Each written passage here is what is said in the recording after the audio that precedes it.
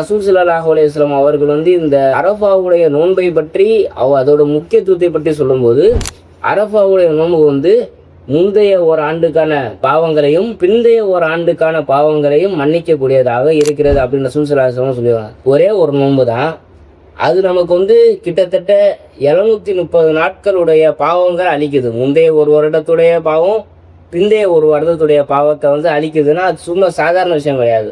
அப்போ இந்த சான்ஸை பயன்படுத்தி அந்த ஒரு நாள் நம்ம நோன்பு நோக்கிறதுனால இத்தனை பாவங்கள் மன்னிக்கக்கூடிய வாய்ப்பு நமக்கு கிடைக்கும். அரஃபாவுடைய நோன்பு பற்றி ரசூல் ஸல்லல்லாஹு அலைஹி வஸல்லம் சொல்லும்போது, அரஃபாவுடைய தினம், அந்த தினத்துல நரகத்திலிருந்து விடுதலை செய்யற மாதிரி அல்லாஹ் வேற எந்த நாளிலையும் நரகத்திலிருந்து விடுதலை செய்யல. அவ்வளவு அளவுக்கு அல்லாஹ் நரகத்திலிருந்து விடுதலை செய்யறா அப்படின்னா எவ்வளவு அதிகமான பாவம் மன்னிப்பு அல்லாஹ் நமக்கு கொடுக்குறான் அப்படின்ட்டு நம்ம புரிஞ்சுக்கணும்.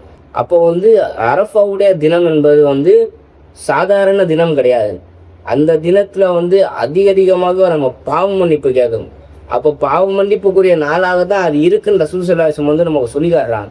அப்போ அந்த நோன்பையும் நம்ம ஃபோக்கஸ் பண்ணி அந்த நோன்பை நோற்று முந்தைய ஒரு ஆண்டு பிந்தைய ஒரு ஆண்டை ஆண்டுடைய அந்த மன்னிப்பை நம்ம பெறலாம். நிறைய பேர் அரைச்சா அந்த நோன்பு விட்டுறான். இப்போ எக்ஸாம்பிள் உலக வாழ்வை எடுத்துக்கிட்டோம் அப்படின்னா, ஒருத்தர் சேலரிக்காக ஒரு சம்பளத்துக்காண்டி வேலை பார்க்குறாருன்னு வச்சுக்கோங்க.